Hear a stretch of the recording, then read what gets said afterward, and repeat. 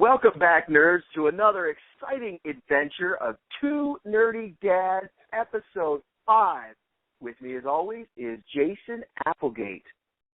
Hello, yes, Episode 5. We've cleared that up.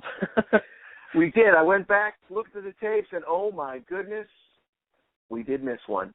There is Episode 4, and now we're on 5. See, we're having so much fun that we don't really keep track of how many times. So. Exactly. We need to count from Sesame Street. Keep me on track. That's right. 5. That's right. Right. So what do we have up first today, Jason? Well, let's go ahead and go right to our questions and suggestions that we have from our listeners. Yeah. So we had one from Whitney who was wondering about going to Comic-Cons with kids. And she specifically had a question of when is the right age to sort of let your kids just go? Like let them roam themselves and be free and do what they want to do.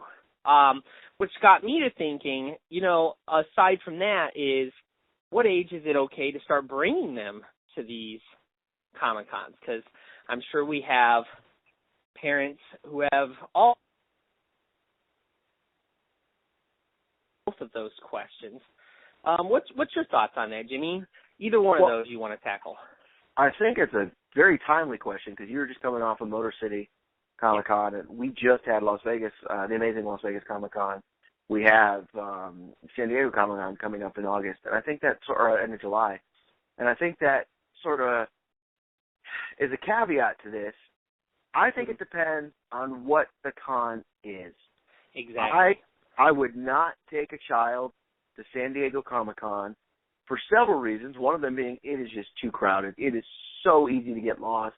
I am that parent. Before I had kids, I never worried about, oh, my God, what's going on around me, blah, blah, blah. It was kind of freewheeling. Now that I have kids, it's like, you have to stay close to me. I will be holding you if you can, if I can still hold you. I'm going to hold your hand. You're not going anywhere. It's crazy when you see San Diego Comic-Con, and it's people upon people, and it's crazy. Not to mention, there is a lot of content that I don't think is appropriate, a lot of cosplay that's a little racy, a lot of comic books that are a little racy. You could go up the wrong aisle, and boom, there you are right in front of something you don't want to be in front of. So I think that, I'm probably being overprotective, but I would say 15, 16, 17, somewhere in there, maybe. But, yeah, no, I hear what you're saying, especially about the different, that was exactly what I was going to say. It really depends on the con that you're going to. You hit on a huge point about the size of it, but also, and I think this is maybe stating the obvious, but like, if you go to a sci-fi con or you go to a horror movie con, well, obviously, you're looking at different things, but even a sci-fi one, you're going to probably see scarier things there. And we've always talked about you got to know your kids, and different kids are ready at different ages. But as far as bringing them with you, if it's a huge con like San Diego Comic-Con, the Comic-Con, maybe not at all. You don't bring kids at all until they are able to sort of be independent and go on their own. And that's a tough thing I've seen at San Diego Comic-Con. I know parents want to go, and they've got strollers for kids. I think that's inappropriate too. It's like it's crazy here. I don't think that's cool. That's more of a social moray versus a rule. But it's like, you know what? You're taking up room. Your poor little kid's probably getting trampled on because nobody's looking down. So oh man, and you see that everywhere, right? Where it's like, dude, just get a babysitter for your kids. I can't tell you how many times I've gone to the movies and sat through a movie, and I'm like, really? You brought your kids to see this, and it's rated R. We're talking a rated R movie, and there's kids like 5 and stuff that are there, and I'm like, oh my gosh, like, just, get somebody to babysit or just wait till it comes out on DVD, man. But hey, nobody's perfect and all that, but I hear what you're saying. There's nothing worse than getting hit in the back of the ankle, the old Achilles with the shopping cart or the baby stroller for sure. Exactly. I think size is the size of the con is important. If you're looking at a smaller one like the Motor City Comic Con, and you can speak as to the Vegas one. Again, to bring your kids to that, I think, they should be able to walk on their own, in my opinion. Like, I saw some strollers there, and it's not that bad because those smaller cons aren't as crowded, so maybe it's not that big of a deal. But you still got to be careful of the content. I remember, not so much this year, but last year when we went, there were a couple booths, artists' booths that had art that was up that I was sort of like, okay, we're turning around now. Yeah. And making a quick U-turn and going down a different aisle because the content was pretty racy or horrific, and I didn't really want my small children seeing that. But I thought this year it wasn't as bad. I don't know if it just was luck or if they were more conscientious about that kind of a thing or what, but it wasn't as bad. And my kids are obviously a little bit older, so that makes a difference too. As far as letting them, like, would I let them roam on their own in a smaller con? Probably. My son's 10 now. I still probably wouldn't let him until he was about 13 or so. Basically, it's like, when do you think your kid is old enough not to be kidnapped? Yeah, exactly. It's such a scary, you don't know, man. Like, you got to keep your eye on your kids because you don't know who's there and what their intentions are. And it's a big place. Even the smaller cons, there's a lot of people there, and you could easily, lose track of your kid. And you can easily, something bad could happen. And that's the sad thing, especially in today's day and age, is you always have to think about worst possible scenarios. Yeah, it is, because you can be, 99% diligent, and that's 1%. You never know. And as a parent, you are always, if something ever did happen, you are going to be guilt-ridden for the rest of your life. It's just not worth it, in my opinion. Not worth trying to take that risk just so they can go on their own and goof off. And I know that probably sounds awful to everybody out there. They're like, oh, my God, you're the worst dad ever. It's like, I don't care. I don't care. And now, like you said, my children are a little younger. I have an 8-year-old and a 5-year-old. No way are they walking anywhere by themselves in a con. But coming with a con, and that's what's great about cons these days, is they typically have family day or kids day. That's what I was just going to ask, is if they had that for the Vegas one. They did, and I think typically it's the last day of every con, seems to use that as a tradition. And it's perfect because, it's a marketing tool for the con, because usually everybody's seeing everything they want to see, so there's no reason to go back. Okay, cool. Let's bring in people who haven't seen it yet. Those are typically the kids. So I think that's a great thing that most cons are doing. Yeah, I agree. The family day is awesome.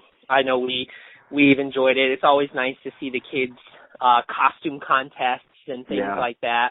Although, as a side note, I have to mention that the winners are usually, the parents that made the costumes for the kids. It reminds me of, like, the classroom projects when you walk in and you're like, oh, yeah, obviously you didn't do that. Your dad did or your mom did or something like that. But it's still cool to see these kids fired up and geeked up about the things that you're excited about. And so would I let my kids go wandering around? I don't even know if I want to, because part of it is I want to enjoy what they're enjoying, and I know my son's only 10. He probably doesn't want to go off on his own because he wants to show me the cool stuff that he sees, and we can share that together. So I got to enjoy that while I have a chance, because in a few years it probably will be like, Dad, just let me go by myself, man. Exactly. You have a mandatory friend at this point. That's right. It's a great thing to have at a con. It's like, kid, you're staying with me. Exactly. But no, that's a great topic, and I hope we answered some of those questions out there. And again, if you have further questions because you've never been to a con and you'd like to know more, do not hesitate to contact us at info@nerdlocker.com. Hit us up on Twitter @nerdlocker or on Facebook. We'd love to answer these questions. Absolutely. And then the other question that I had was, again, from Doug, who was now asking about Hulk. He was interested in reading a Hulk comic book series of some kind, probably in trade paperback, and was asking, where should he go? What should he start? World War Hulk, Planet Hulk, were the two that he sort of mentioned. And so I thought we'd kind of address that. I don't know how much of a Hulk reader you are. I know I don't read Hulk very often. I've read a couple of issues of each of Planet Hulk and World War Hulk, so I know a little bit about them. Now this is for Doug, not for kids. This is for Doug himself.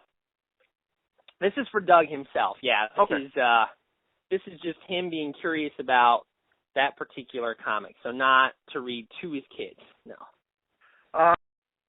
Honest, it's not that I'm not a Hulk fan, but I've never really got into Hulk. I'm a Bill Bixby guy. I love the TV show. I think that was fabulous. I hated what Ang Lee did to the Hulk.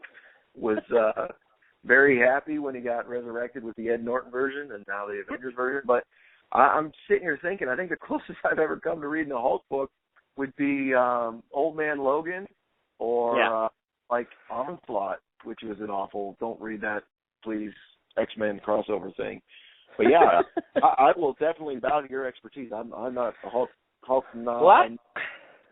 Yeah, I don't have much expertise, unfortunately. Like you, I a little bit more, I guess. And I'm glad you mentioned Old Man Logan, because the reason he asked that question was he went and checked out Old Man Logan after we had praised it, because he had heard some negative things about it, which I'm like, really? What? Yeah, that's what he said. So they couldn't read. They could only see the pictures. That's weird. I don't know. You know, people like what they like, man, and don't like what they don't like. Especially when it comes to comics and movies and stuff. It's pretty crazy. But it's probably Stan Lee. He was jealous he didn't write it. Must be. So I read a couple of issues of the Planet Hulk. I thought it was a great concept. Launch Hulk into space, right? I mean, here's this guy, he's uncontrollable, he causes all this damage. You have this sort of Illuminati of these leaders that come together. I can't remember everybody. I think it was Professor Xavier, Dr. Strange, Reed Richards, Tony Stark, you know, all these sort of like head honchos of each of their individual groups. And they all decide that they're going to do this, that they need to. This is the only way to do it. So they launch Bruce Banner into space to just get rid of him. What a crazy idea. And then, of course, something happens and he crashes on a planet, which wasn't the intention of what was supposed to happen.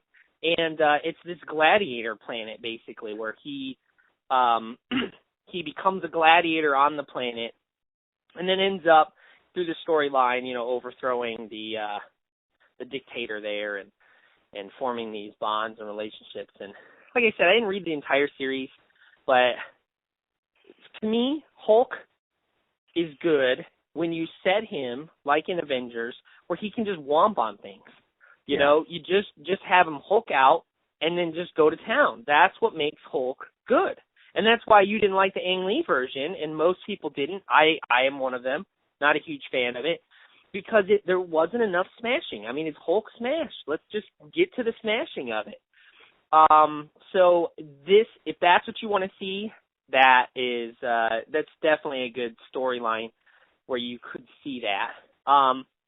It ends, if I remember, it's got a really interesting ending too, where like I think the planet ends up getting blown up, which leads to World War Hulk, where Hulk makes his way back to Earth. And now he's ticked at the people that sent him into space, and he's going to exact his revenge. So it's really Hulk as a villain.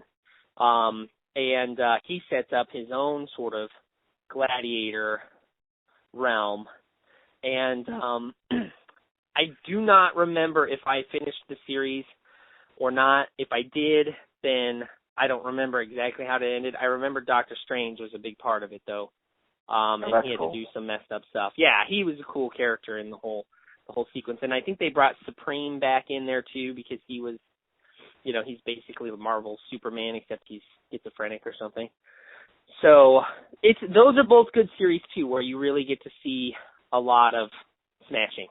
And then of course, I heard good things, but did not actually read it myself, about Indestructible Hulk, which was by Mark Waid.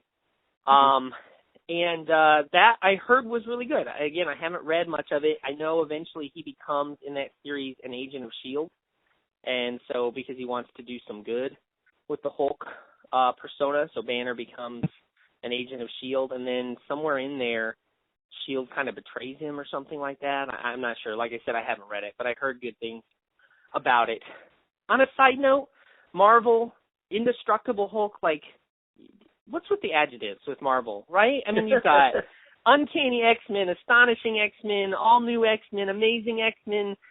Look, just, like, leave it just the Incredible Hulk. Why does it have to be the Indestructible Hulk? It just, I don't get that. But anyway, now it's just Hulk, which just started. And so my suggestion really to Doug is, look, dude, go back and get issues 1, 2, 3, and 4. There's only 4 issues so far of Hulk. That's it. No Incredible, no Indestructible. It's just Hulk. And I believe it picks up where Indestructible left off, which I think only went to 20 issues. Oh, cool. And it starts with, the first issue is Who Shot the Hulk? And Hulk's been, I guess Bruce Banner was shot in the back of the head. And so really what's going on with him now is Bruce Banner has this kind of brain damage that he's sort of working through. And S.H.I.E.L.D's trying to protect him, and somebody's obviously after him. So it seems pretty good. I've been reading that one for the first 4 issues. So then you only have to pay, a couple bucks each issue, and you can kind of keep right up with it. But if you're going with the trade paperback, maybe the other options I mentioned before would be good ones. Very cool. Very cool. I think the only thing I can add to that is it's a Hulk ripoff, as Image did in the 90s. I really enjoyed this book. It was so sporadic. I don't even know where it left off, but Pitt. I really enjoyed Pitt. I don't know if you remember that one. I do remember that one, yeah. It was about a little boy, and it was almost like Shazam, but it was, if I remember correctly, it was about a little boy, and his buddy, superhero guy, was essentially Hulk, but it was a gray-skinned dude named Pitt. Yeah. Yeah, and he would grow into him when he needed to, kind of a thing. Is that what it was? I just remember seeing it. Yeah, it was really good, but it was clear ripoff of the Hulk, but it was really good. But that's literally all I can add to that discussion. Well, maybe that's something though that he could check out that otherwise would not have, and we're going to make some recommendations a little bit later too. So yeah, cool, excellent. All right, well that's our questions. What do we got next? Next up, we've got, do you want to talk a little bit about one of your favorite characters celebrating the 25th anniversary?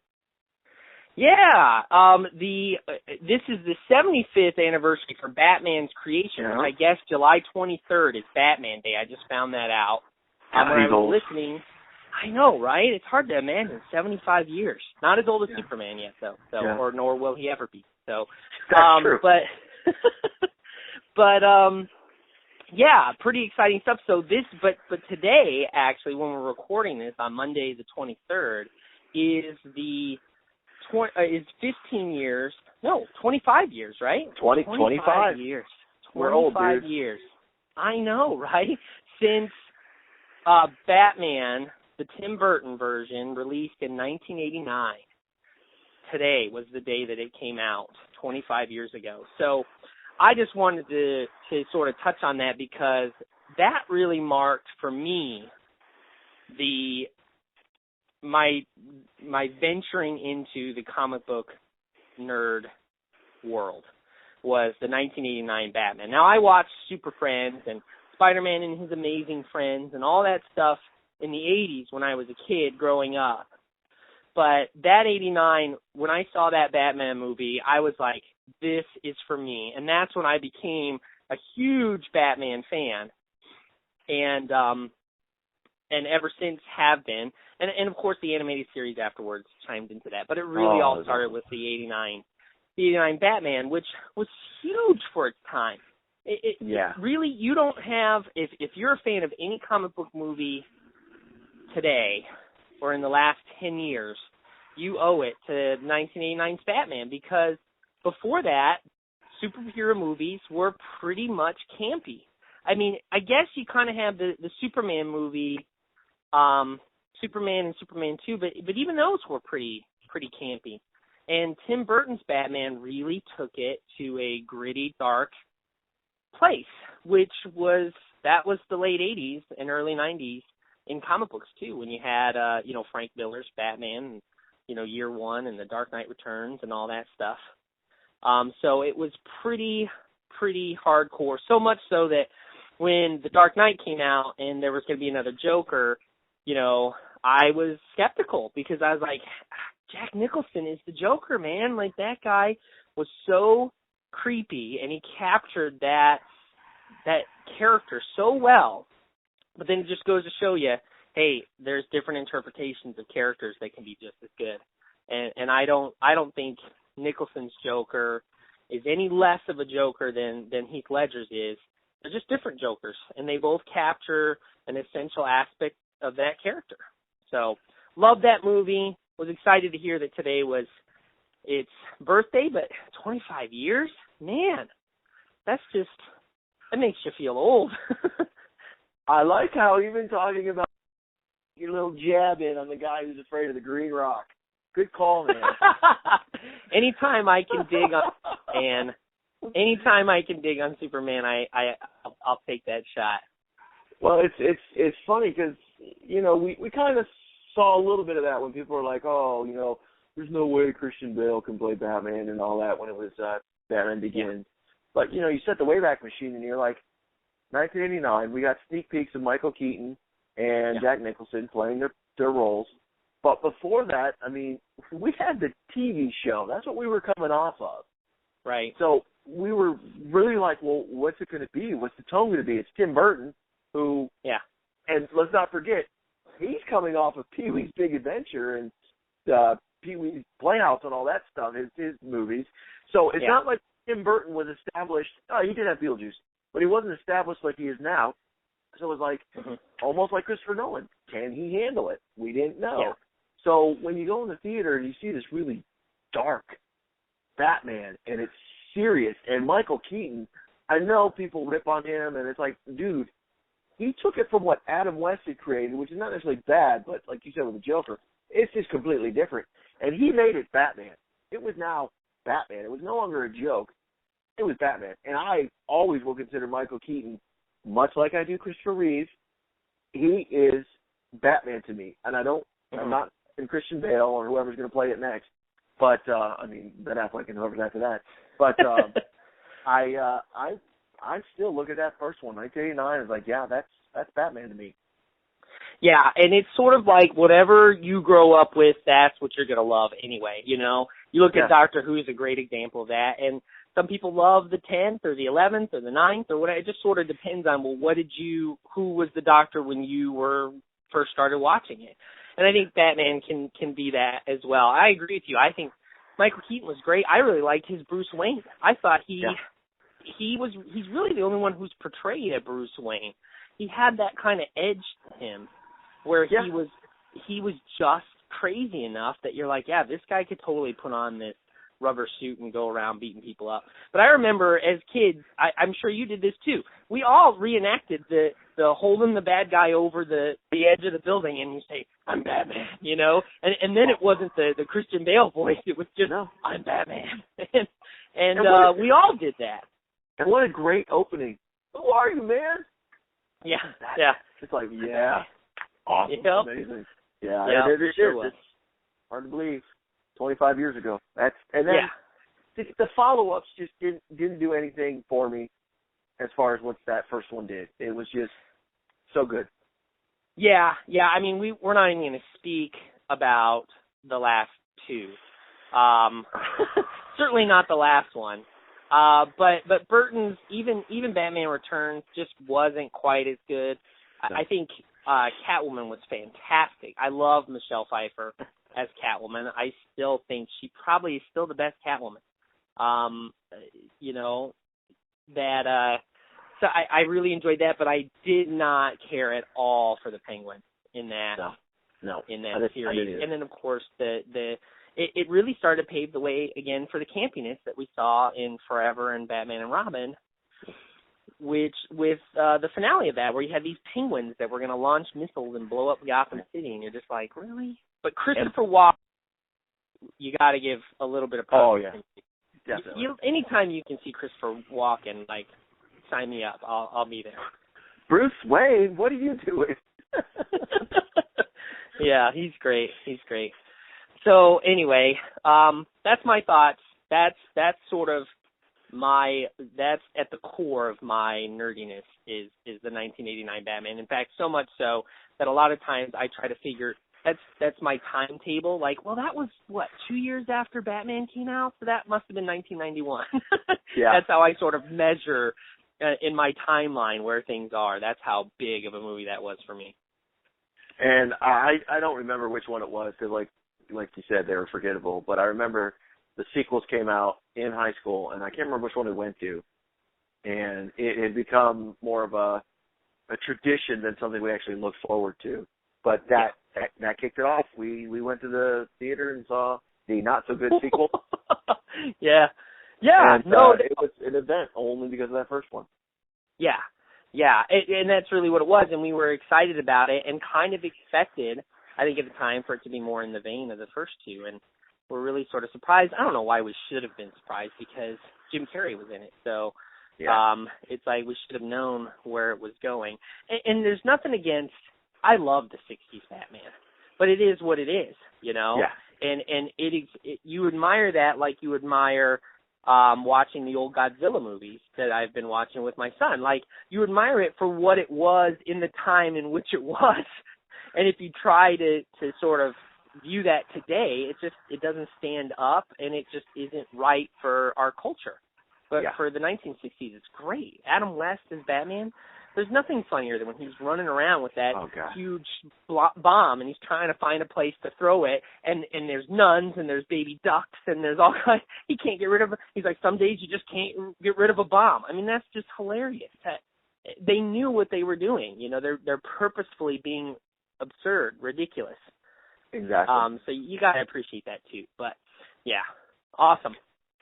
So from one of the most iconic superheroes, let's take a little turn and talk about some non-superhero comics. Yeah, that was another question and sort of suggestion that we had from some of our listeners was, hey, what about some other comics besides superheroes? So we talked a little bit about that. We had at least mentioned some last week that we were interested in. The one that I wanted to talk about is called Hinterkind, which is a book by Vertigo. If you have read Fables, which I love Fables, I wish I was caught up with Fables. I've been reading the trade paperbacks, but it's fantastic. If you are a fan of Once Upon a Time, the TV series, you won't be after you read Fables, because Fables is like 10 times better than Once Upon a Time. And so you read Fables and you'll be like, oh yeah, Once Upon a Time is really crappy. And it is a literal ripoff of Fables. And it's great. And the reason I mention Fables is that Hinterkind is similar to that. It has a similar feel to that. It mixes fantasy with reality. You have these very real characters. But what it is it's a post-apocalyptic storyline where some sort of event has happened. I don't know if they ever clearly say what it is, but basically most of humanity is wiped out.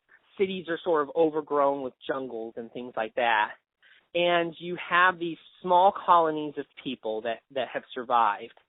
And what they end up finding out is that there are these mythical creatures that have sort of resurfaced now that mankind has been reduced to such small numbers.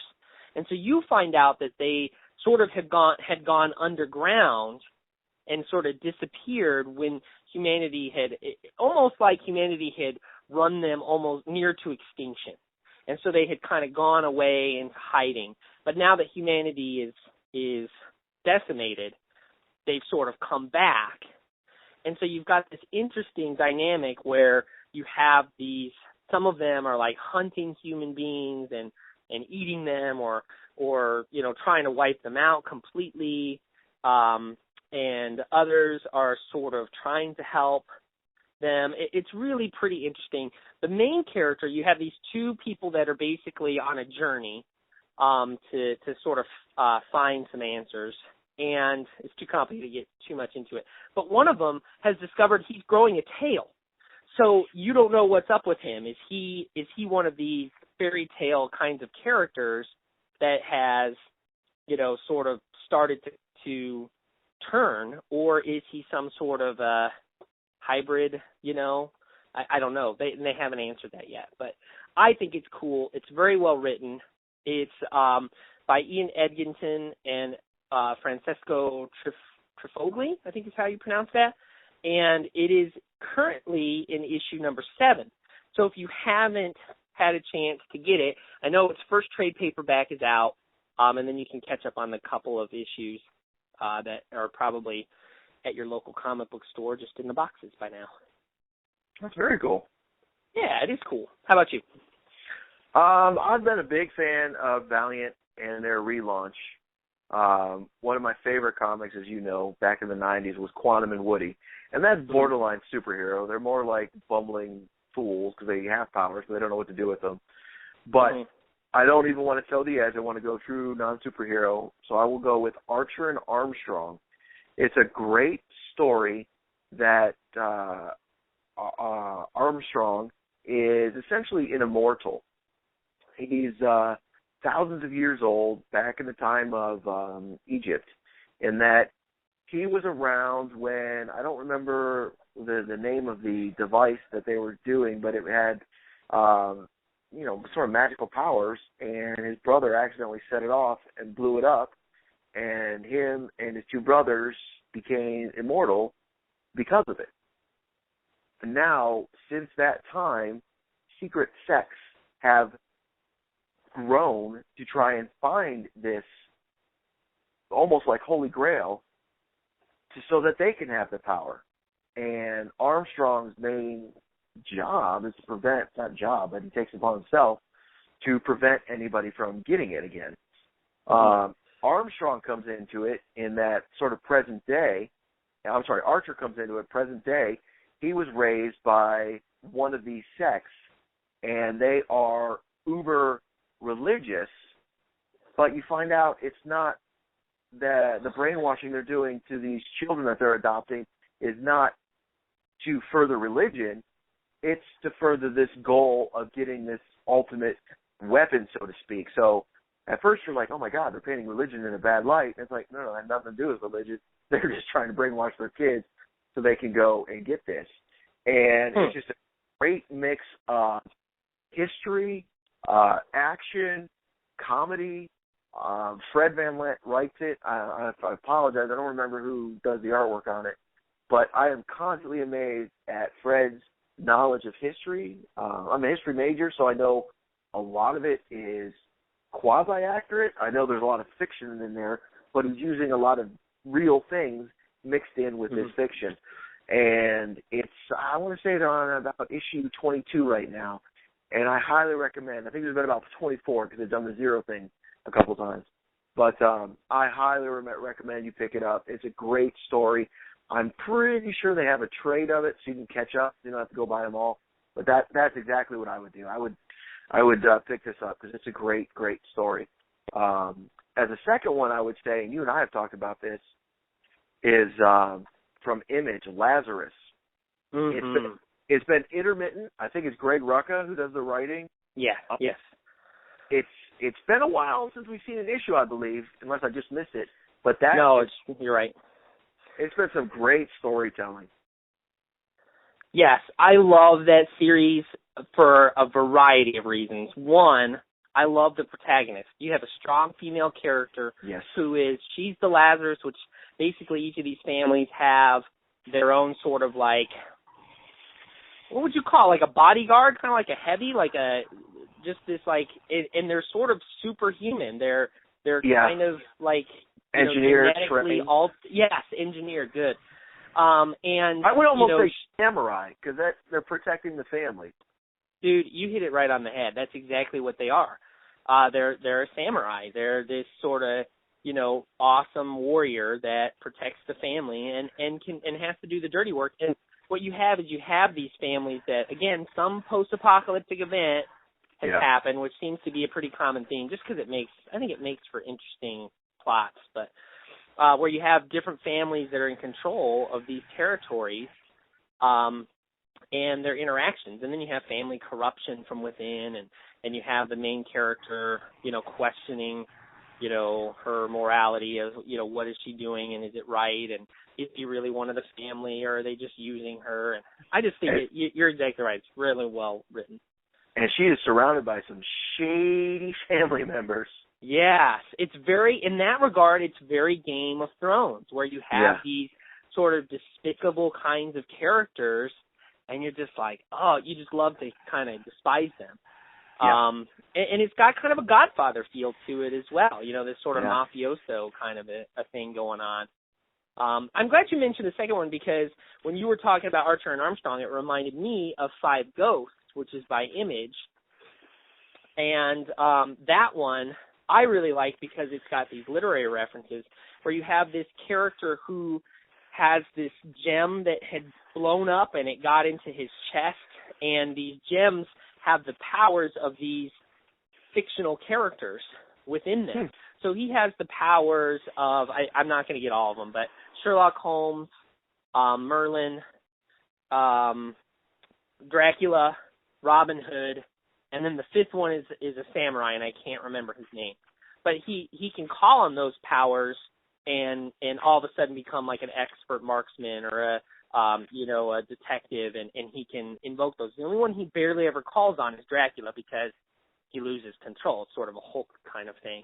Yeah. So that's really good, and it has a sort of Pulp Fiction feel, not the Tarantino movie, but the old magazines that have this sort of adventure kind of what's a good example of that?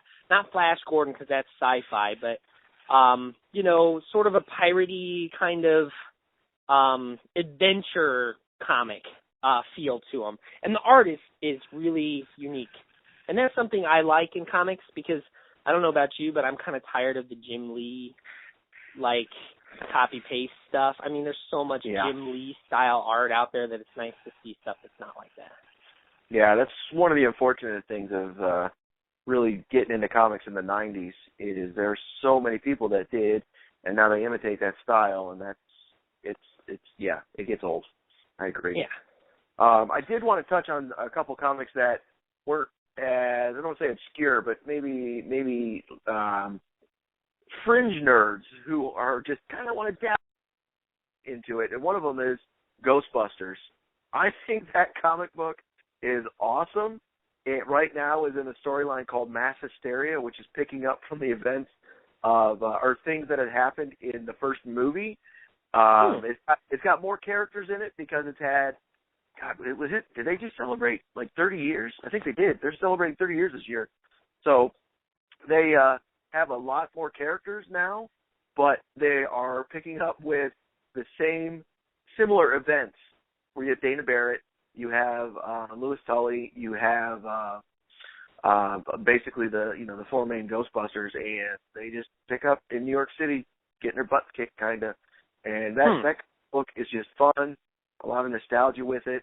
And similar to that, kind of playing off the movies, there are two Terminator comic books out right now. One is by J. Michael Straczynski, which, man, that guy can write. He is amazing. Highly recommend you pick that one up. And it escapes me who writes the other one, but it is just as good. I thought it was starting slow, but it really took a turn and was like, man, that's an amazing book. So I would highly recommend Terminator and Ghostbusters. I believe Ghostbusters is IDW, and Terminator is Dark Horse. Yeah, that sounds... I would never have thought to pick those up. I've never been a person that reads the comics of a TV show or of a movie. I don't know why. I just have never sought out to do that, but sounds like those are pretty cool. Yeah, I can't remember. I think it was just one week. The comic reviews were slim pickings, end of the month sort of thing. So I picked up Ghostbusters, number 6, and I was like, wow, this is a lot of fun because it's written almost like the cartoon, but it's using a lot of the characters from the movie, obviously. And then once Harold Ramis died, it was like, oh man, I got to read this now because this is the only place Egon's going to live.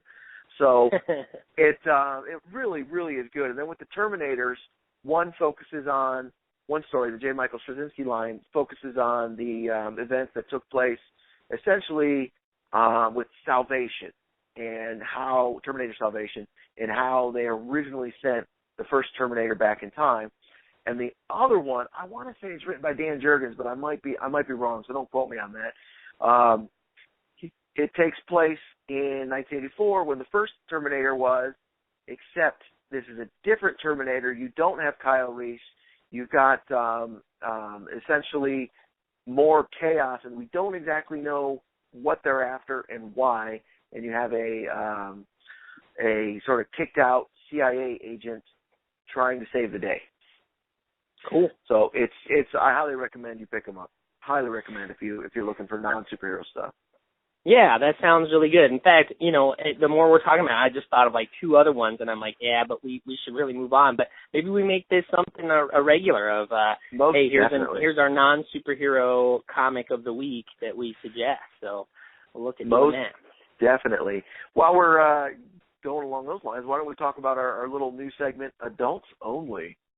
Yeah, our Adults Only. We had another suggestion from a listener that of what would you suggest, can you make suggestions for parents to have the adults, not to read with your kids or not to share with your kids, but just the adults. So I thought, let's call this the Nerd Cave, which is a spin-off of the Man Cave, just some time to just, yourself, the kids are in bed, and you can turn this on Netflix or bust out this comic book or whatever.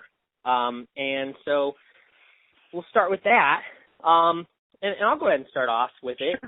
Me, it would be, because this ties into another book that's non-superhero, a book called Caliban, which is by Avatar, and it's written by Garth Ennis. Is it Ennis or Enos? How do you pronounce his name?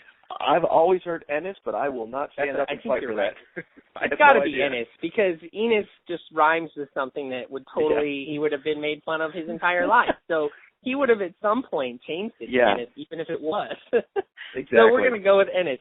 And by the way, I am the worst person at names. I mispronounce names all the time. I will refuse to ever, do a graduation ceremony where you have to read off people's names, because I will butcher them all the time. But Caliban it's cool. It's basically, it has an alien feel to it, the movie Alien. And you have this ship that's traveling, and it has this crew that's sort of, you can tell some of them get along, some of them don't. They seem fairly disgruntled, like they've been on this ship for a long time. And they come out of warp, and what's happened is they've warped into another vehicle, another ship, an alien ship, yeah. So they're sort of like the two ships are merged. And so it's super violent. You have, in the first issue, obviously what it did is when these two ships merged, you also had people that were halfway in between. And so then they're like, in half.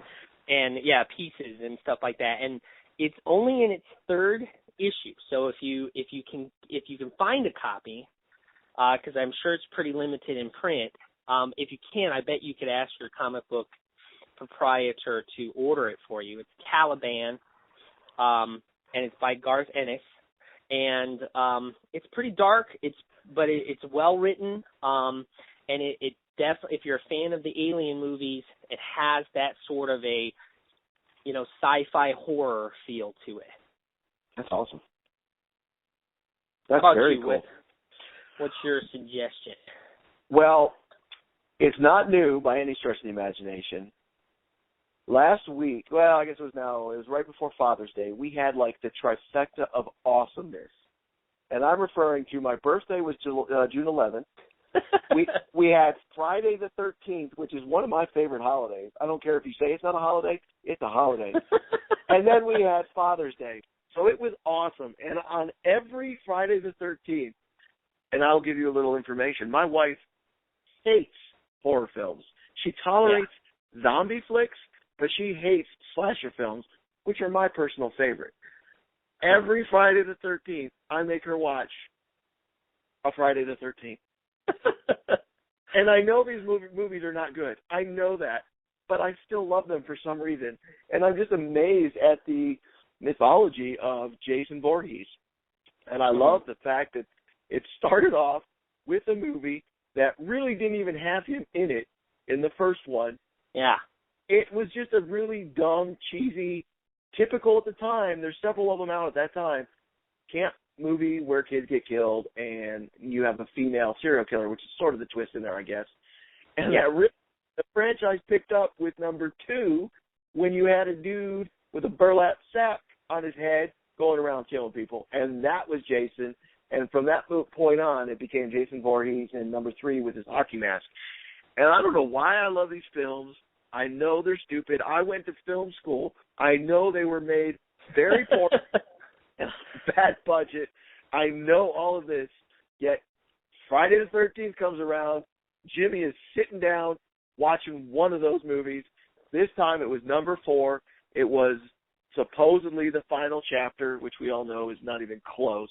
But it was the one that starred Corey Feldman. And it, to me, is one of the best. I love it. It also has Crispin Glover in it, which is a nice little trivia fact that not many people know. It's silly, ridiculous, but it's good. I love Friday the 13th. Yeah, sometimes movies like that are so bad they're good. The one that comes to my mind that falls in that is the Flash Gordon movie, which I think we talked about in an episode before. It's just so bad it's fun to watch. Exactly. Exactly. But yeah, I hear you. My wife is not a fan of horror films at all, so I don't watch them that much. But if you get a chance in the Nerd Cave, and we do want to make sure we call it the Nerd Cave because I'm sure we do have female audience members, so we don't want to exclude them, even though it's called Two Nerdy Dads. We are two nerdy parents, so we want to make sure we cover all the bases. So, cool. Well, that's a good suggestion.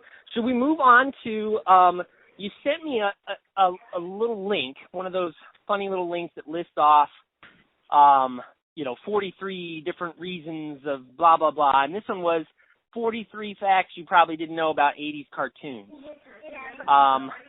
So I looked at that, found it incredibly amusing. Definitely learned some things, definitely saw some things on there that I was like, yep, I knew that. So what was one that sort of stood out to you? Because we're not going to go over all 43 by any means. Honestly, the main feel I got from it was just the nostalgia of things I had forgotten that even existed. Oh gosh, yeah. I mean, I was just the Transformers. I had Transformers, but I guess it was just the specifics of the Transformers that I was like, oh my gosh, I'd completely forgotten Transformers. Yeah. Well, and the one that cracked me up was in Japan. The name of the series was called Fight Super Robot Lifeform Transformers. I thought, what a sort of almost stereotypical Japanese title, right, where they elongate it and add exclamation points. Fight Super Robot Lifeform Transformers. That's just awesome. Just awesome. Exactly. And I think it was Transformers that, was it they made the toy before the cartoon even existed? I can't remember. Yeah. Well, that seems to be a theme. That's what I was going to get to is like, it seemed like a lot of the cartoons that came out in the 80s were because they wanted to sell action figures. Yes. And Transformers was one of them. Who was it? Who bought the rights to that? Was that Hasbro that owns Transformers? Yes, I believe so. Yeah. So when they bought the rights to these Japanese toys, which I guess it was two different toy lines, and then they combined them into one, and then called them Transformers. You had He-Man, which was, those were toys before they made the series, and pretty much every single one after that, you had that same kind of thing. The thing I thought was interesting about the He-Man toys was that Mattel had passed on doing Star Wars, and that's why they came up with He-Man and made those toys. what a huge, huge mistake. Can you imagine passing up on the Star Wars toy line? What? That's just mind-boggling. What they have to look back on that and think, wow, we blew it there. Yeah. Well, I mean, if you even look at it, Kenner was the one that got it, and Kenner was not prepared for the popularity of Star Wars. No. But apparently He-Man it filled a void because it became popular, and then they had the cartoon come out, and then everybody kind of followed suit as well and said, hey, this is a formula. Let's make some toys, and then let's do a cartoon of it, and then the toys will sell. And they did. And you look at ones that failed. I remember a cartoon called Mask, which I love the cartoon. And I vaguely remember toys, but that one did not hit it off. It failed. There were a lot that failed. Another one I thought that was interesting that was totally 80s. So if you're an 80s fan, go back for nostalgia and look at it. If you weren't born in the 80s, but you want to look at, you kind of love things that are 80s, it's great. Gem was the answer to Barbie. It was like, hey, let's sell a doll and let's try to compete with Barbie here and go a different direction. And so they created this sort of pop singer, Gem. And some of the other things that stood out to me on that list of 43 was Gem dealt with some pretty mature topics where her mom dies in a plane crash, and she had told her mom off. I actually watched a little clip of it, and it was like she basically tells her mom that she's mad at her for having to leave or whatever, and so they leave on bad terms, and she ends up dying in the plane crash, and they show the wreckage and everything. And I don't know if but that's pretty edgy for the 1980s. Some of our listeners might not realize that, but people didn't die in cartoons. I mean, go back and watch the Super Friends, go back and watch Spider-Man and His Amazing Friends, and there was hardly any cartoon violence at all. Like you don't. Superman doesn't punch anybody. Batman doesn't punch anybody in the Super Friends. They pick up a cage and put it over them, or rope them up in the bat rope, or whatever. They don't ever fight. Spider-Man just webs people up. He never punches the Green Goblin. Yep. So go back and watch that, and I think you'll pick up on it.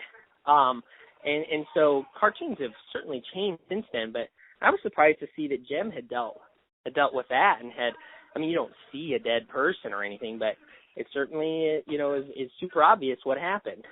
So I thought that is surprising. That is surprising. Yeah. So I don't know. Those are the things that stood out to me. Anything else about the 80s as you were looking through that trip back in memory lane that stood out to you, good or bad? Definitely DuckTales. Gummy Bears. What was the other one? Tailspin. Yeah, I clearly was Darkwing Duck. I think that was a little later though, but yeah, I clearly was influenced by Disney at that point. Yeah, they kind of had like a whole 2 or 3 hours after school was out where they had all those cartoons kind of run back to back. Yeah, if I remember right. Yeah. I didn't really get huge into those except for Darkwing Duck because of my Batman thing, and I think you're right. I think it was a little bit later, or at least along the same time. But the other one that cracked me up seeing the picture of was the real Ghostbusters, which I guess they had to call them the real Ghostbusters because there already was the Ghostbusters that had the rights to that title. And I was looking at the picture, and if I was Dan Aykroyd, I'd be ticked because they really make him look like a fat doofus. Yes. And he's got red hair, and what's with blonde hair for, what's his name, the tall guy? I'm so bad with names. Here I go again. Every podcast I have to not know someone's name. Egon? Yes, Egon. He's blonde, like platinum blonde. It's just like, did they feel like they had to appeal to all hair colors or something? Like, it just didn't quite get that. But I remember watching that a little bit, but not tons. I don't think my parents let me watch that very much, for one reason or another. But, yeah, I don't know. Anything else stand out to you besides the Disney stuff? There's some bad stuff. Oh, yeah. I think that was the other story. There was some good and there was a lot of bad. Like Muppet Babies. The Woozles. The Woozles. There wasn't a picture of that. I'm trying to remember what that was. Do you remember what the Woozles was? I don't at all. I want to say I've probably just repressed this from my memory because it was so awful. And the fact that they had on there was that it was the shortest running Disney series. So I was like, well, it must have been awful. I think it was like they were sort of a Care Bears kind of rip-off thing. Like they were these little stuffed things that, did they roll up into a ball, I want to say? I don't know. You got me, man. Yeah, exactly. Now that you say it, that was Droids and Ewoks, the cartoons, and they were awful. Right? They were awful. They were just some bad ones.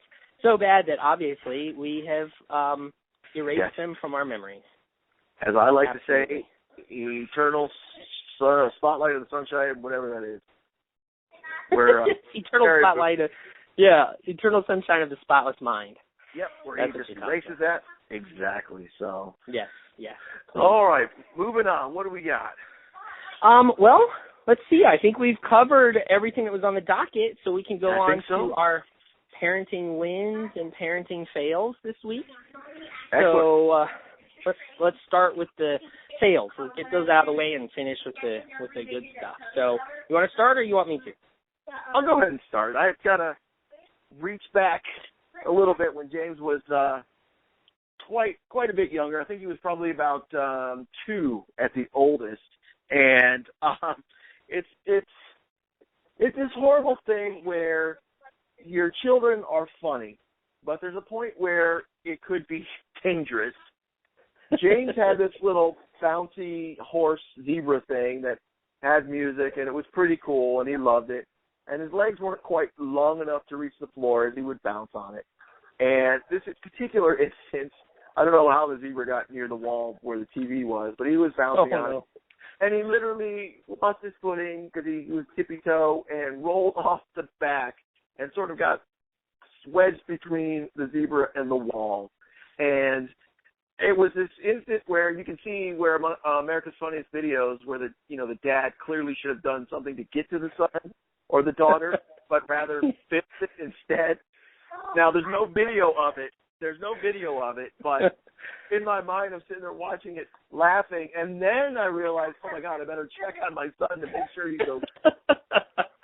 Yeah, that was, I'm going to use that as my parenting fail this week. That is too funny. You know, what's really funny is that we didn't talk about these ahead of time, and I do hope that our readers appreciate, or our listeners, I always say readers, our listeners appreciate that we're sharing these, embarrassing moments, and we're really doing this because we want to hear yours. Can you please help us feel better? But we don't talk about them ahead of time.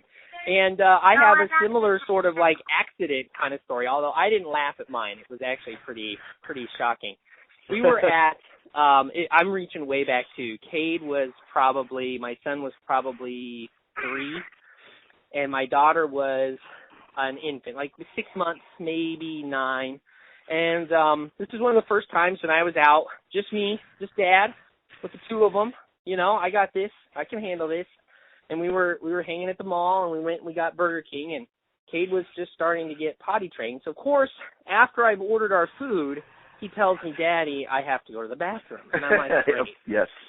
Yeah, perfect timing, right? Never So fails. I already have Sabrina in her high chair, the Burger King high chairs, right? And this is in the mall food court. So I'm like, okay, I can just wheel her in this high chair over to the bathroom. So I do. We wheel over there. And I'm helping Kate to get in, and I've left Sabrina just out of reach behind me to help him close the door. And just as I go to help him close the door, out of the corner of my eye, I see her high chair tipping forward. Oh, man. Yes, slow motion, like, no! And I turn, and I'm trying, you wish you had, like, spider sense or super speed or something because you could just catch her. But it was just one of those things where, like, time was not on my side. And just face plant right on the floor. And, you sweep her right up, and you're just like, oh, my gosh, are you okay? And she's, crying, and her lips are bleeding. And I'm just like, oh, my gosh, worst parent ever. And meanwhile, I got to wait for Cade to finish his business. Yeah. And so I'm trying to comfort her. And so needless to say, we did not have Burger King. We just left. And I was walking through the mall as briskly as possible, carrying Cade behind me with blood all over my shirt from my poor daughter's lip. Thankfully, no permanent damage done, no teeth that were lost, no stitches needed, just a fat lip. Good. But, oh, my gosh, one of those moments where you're just like, how did that happen? How did that happen? I thought everything was fine. I was the big dad, taking care of the two kids, no problem. And nope. So that's my parenting tale. That's a tough one, man. Yeah. That was a tough one. Yikes. Well, what's the win then? We got to hear the good one. Yes, the parenting win. The parenting win for me is really a group parenting win, in that we,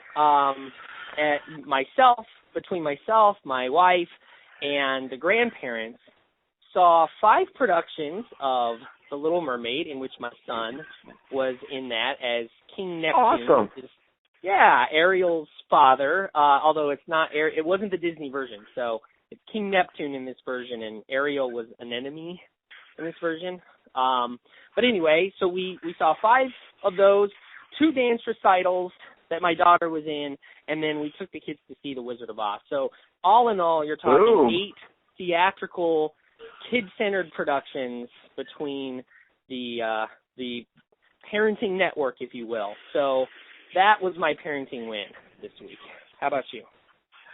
Well, mine, I'm actually stealing from somebody. It's not mine personal. I saw a video online that I thought was really amazing and touching. I wish I could give it credit. I'll try and post the link on the actual video on YouTube. Nothing I can do on the podcast. But it was an awesome video of a dad going on a first date. And it was a first date with his daughter. And she must have been 4 or 5. And it was so cute. It's something you don't even think of because you're a parent. You're a dad. Got to get through dad stuff. Let's do that. And it was great to see that this family had decided, you know what, we're going to do something special. And they focused, I don't know who all was in the family. I only saw the father and the daughter. But they obviously took the time out to have the father dressed up in a suit, a tie, very nice, went to the front door, rang the doorbell. His daughter answered, and she's in a little sundress, mentioned that, Mommy helped me with my makeup, and so cute.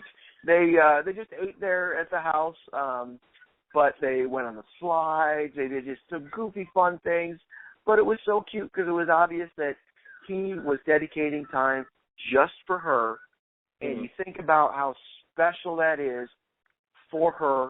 She will always remember that. She will grow up, and in my mind, she will be a very strong woman because she has had one-on-one time with her dad, and they had that special time. She will know how to react and be with men in the future. And I just thought that was a great, great sample, and it's definitely something I'm going to pick on and going to start myself. Cool. Very cool. Yeah. I remember Sabrina and I have done a daddy-daughter dance before. I don't know if you've done that with your daughter yet. Not the quite same yet. kind of thing. Yeah, when you get the chance to do that, it's huge. It just is. It's fun to see her eyes light up and to be all dressed up and go out, and they even took a picture like they do at homecoming and prom and things like that. But you're exactly right. I think if you take the time to do that, especially with your daughters, it helps them to see how they should expect to be treated. You know, and that's hugely important. Well, on the flip side, Awesome. I'm going to encourage Allison, my wife, to take James out so that he knows how to treat a woman. That is an excellent idea. Yeah, excellent idea. We've both seen bad examples of that in our lifetime, just friends and all that. But that's not how you do it. So yeah, cool. Well, good parenting win. Excellent parenting win. All right. Well, I think that wraps it up for today. Episode 5. It does. Episode 5. Cool. Well, it's been great. Audience. There you go. Right. Our World Cup audience. Had a blast. Oh, don't talk about World Cup. I know. I knew it.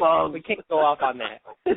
Anywho, yes, episode 5 coming to a wrap. We will everybody again next week. And as always, please, please, please share those parenting wins. those crazy fails. That's what we really want to hear. Hit us up with any questions. We're at info@nerdlocker.com. We are on Twitter @Nerdlocker. We're Facebook, Instagram. It's all Nerdlocker. So hit us up. Jason, Absolutely. I will see you next week, man. Yeah, it's great talking to you, buddy. Bye. All right, bye-bye.